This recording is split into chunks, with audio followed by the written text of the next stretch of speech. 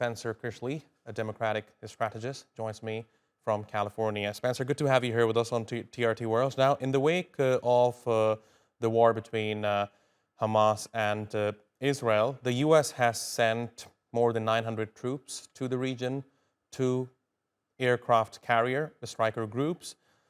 But the Defense Secretary says that the latest strike that took place in Syria is not related to what's happening between Palestine and Israel. Does that statement sound reasonable to you?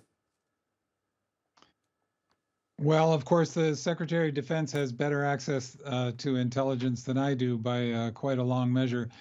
But I would say that part of what must be motivating that kind of statement is the kind of restraint that I'm very glad that the Biden administration has been showing so far. So whatever they think might be Iran's motivations, given Iran's backing of the militias in Syria, as well as backing of Hamas and Hezbollah, and its efforts, obviously, to try to disrupt stability in the region and extend its own influence.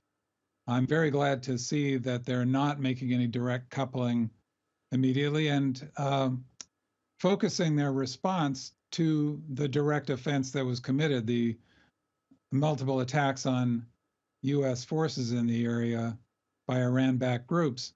And their message has been simply to Iran to stop that, to don't do it again, and have resisted any temptation to link it to the Israel-Hamas conflict, which I suspect would have been playing into Iran's hands. I think that it's typical of regimes like Iran pursuing these policies of destabilization through often vicious violence to try to widen conflict rather than contain conflict, to increase chaos as opposed to order, which is, as I say, is typical of weaker nations and far less principled nations when they're dealing with much more powerful nations, and one has to hope far more principled nations.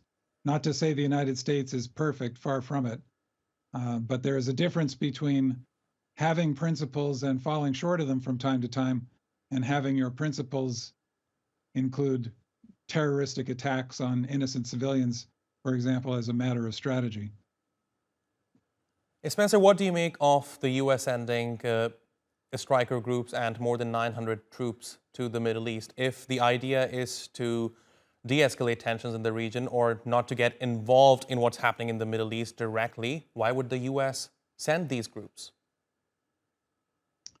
Well, again, I have to, unlike perhaps some TV commentators, I try to be humble about the limits of my expertise. So I'm not a defense expert, but I would say as an observer of politics and international affairs that you can't just ask people to behave better.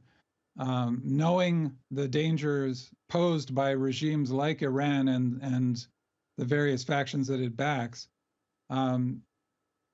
you can't just appeal to the better angels of their nature, and you have to make it clear that there will be costs for aggression. But that's purely a defensive move, I would say, and it's in case of further aggression. It's certainly not designed to provoke aggression. All right, Spencer Critchley, it's always a pleasure talking to you. Thank you very much for joining us here on TRT World.